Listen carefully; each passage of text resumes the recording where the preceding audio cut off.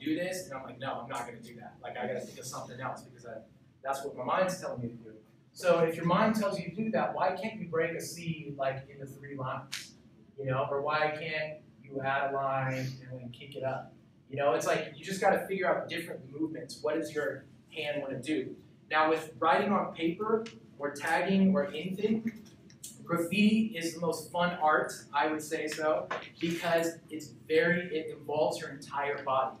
So when you're tagging on the paper, most people like to draw with just their wrists. Taggers learn to tag with their whole arm across the paper. So you're using a lot of movement with your arm. And then like when we're doing it on a wall, it's so fun because you're literally doing 500 lunges in 4 hours. Like when you outline a letter, you're going like this. And so you're doing Tai Chi while you're doing art. That's what makes it awesome, right? So like an A, for example, originally it was just straight up and down. Like why can't I lean one line back, stretch it forward, bring it across, right? So I want you guys just to take like 2 minutes and get 10 tags on your paper. Like, so just take the next couple minutes and tag your name or a word or a nickname you've always wanted to call yourself and other people call you, and just tag it in different ways. Then we'll work from there in a second. Where's that other one? Now we're going to look at every line that you create, and we're going to turn it into what we call bars in the graffiti world.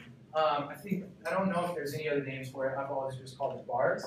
But you're essentially turning every line into a shape. For example, if I'm doing that A leaning that direction, you want to start to notice every little detail that like your hand creates. So, for example, it's very bold up top of that line, right? And it thins out and kicks left on the bottom. And you want to notice the smallest details because that plays a part in your style as you develop your letter form. So essentially, I would turn that line into its own shape, right? Kind of flares out at the bottom there. All right, so that becomes its own shape. It's not really like it, but you get the picture. Now, my second line, if I do it like that, see how it overlaps? I'm going to turn that into a shape, overlapping. It kind of flares out there.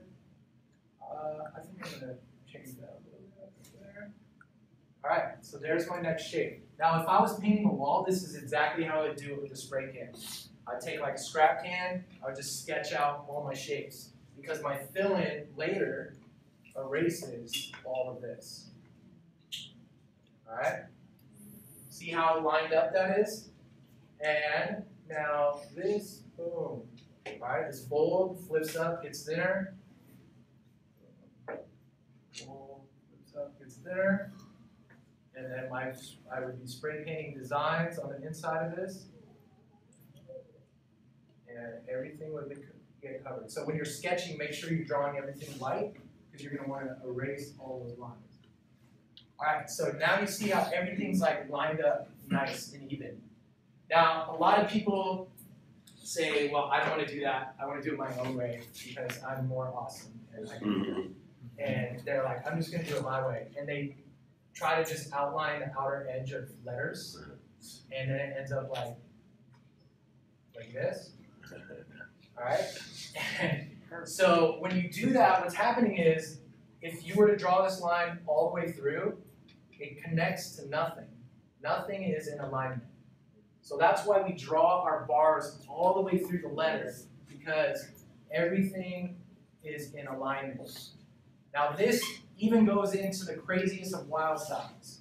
And that's when it becomes really important, because then you're adding like all this crazy stuff coming off, and you're gonna lose all your shapes, right? If you're not crossing things, nothing's gonna be in alignment once you start to get really crazy. So what you're gonna do now is start to take your tag, and the simpler the better when you guys are starting, really. And you're gonna sketch out all your different bars however you do it, and they're all gonna overlap. It's gonna be a hot mess, all right?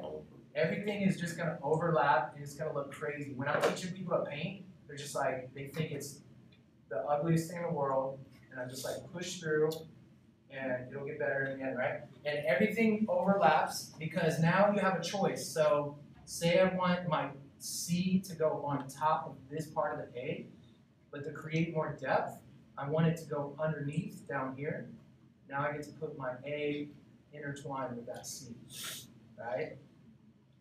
And then I get to decide here, do I want the A on top or do I want the M on top? All right, I'll just put the A on top. All right, so everything's in alignment. Any questions about that? All right, so try to start sketching out like your tag. This is very fast, I know, but this is just brief, so now you guys can go chill with some kids and say, dude, I took this graffiti workshop. Even if you're really whack at it and they're good, that's even better. Because then they just get to laugh at you, get to joke about it, and it's great. It's all fun, right? But at least you're trying, and then you get to relate to them a little